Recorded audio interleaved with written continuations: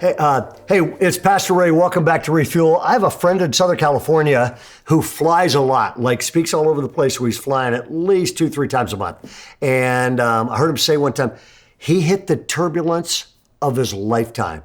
The plane was just crashing up and down. He said people were crying. Those things were falling out of the ceilings, the little mast things. He goes, things were flying off the tray table, so they finally had to just put all the tray table. He said it was a mess. People are crying. They're scared. And then he said, and they're wondering if they're going to make it.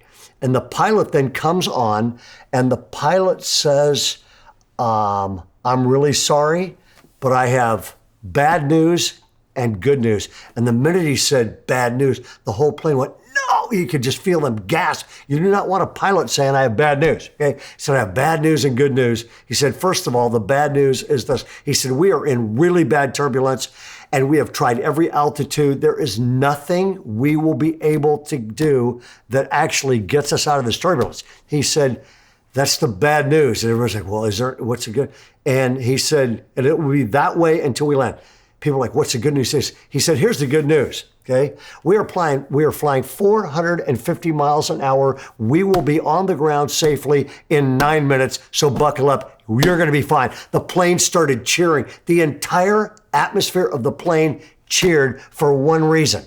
They got the perspective of the pilot, okay? Now, Paul has written to a young man who's experiencing turbulent times. Okay. Matter of fact, you want to title this devotional? Here it is.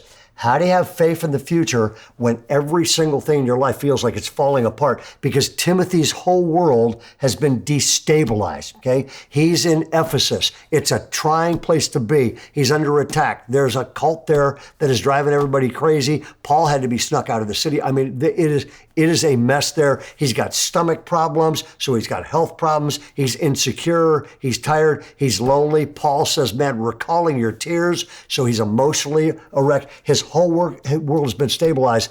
And the Apostle Paul writes, for me, one of the best books in the Bible. This thing is so marked up. I've read it so often. 2 Timothy. He writes these words, and he says this, you then, my son, be strong. And then he adds this, in the grace that is in Jesus Christ.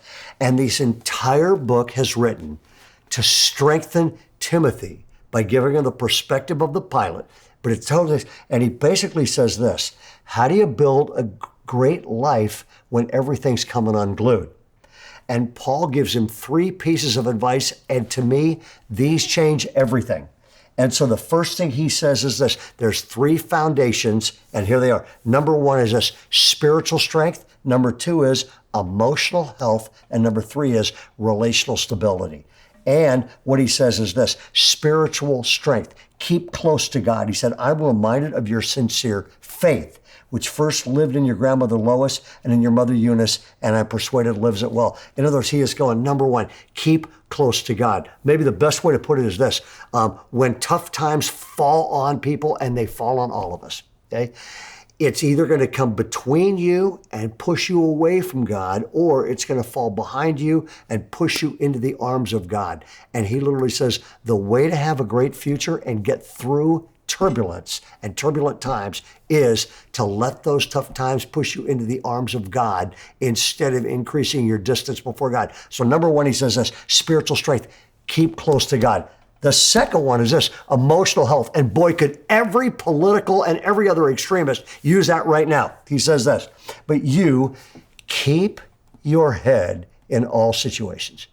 Isn't that a great phrase? By the way, that's in the Bible. If you're losing your mind, keep your head in all situations, endure hardship, do the work of an evangelist. First thing he says is this, Timothy, keep close to God. Second thing he says is keep calm. Better way to put it is just keep your cool, calm down, relax, bring that into situations. Peace is a whole lot better than anxiety, okay? He says, keep close to God. That will strengthen you so you can keep calm. That's spiritual strength, emotional health. And the third one is this, relational stability. You know what that is?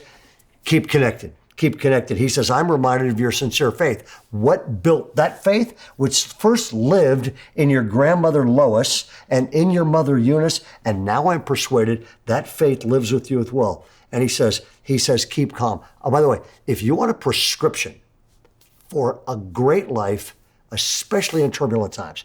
What do you do when everything's falling apart, everything's coming unglued? Here it is. Keep close, keep calm, and stay connected. Those are the marks of a great life. What are the marks of a great life? Keep close to God, calm, and connected. Those, by the way, are how you create how do you create a great marriage? How do you create a great home? Okay. Here it is.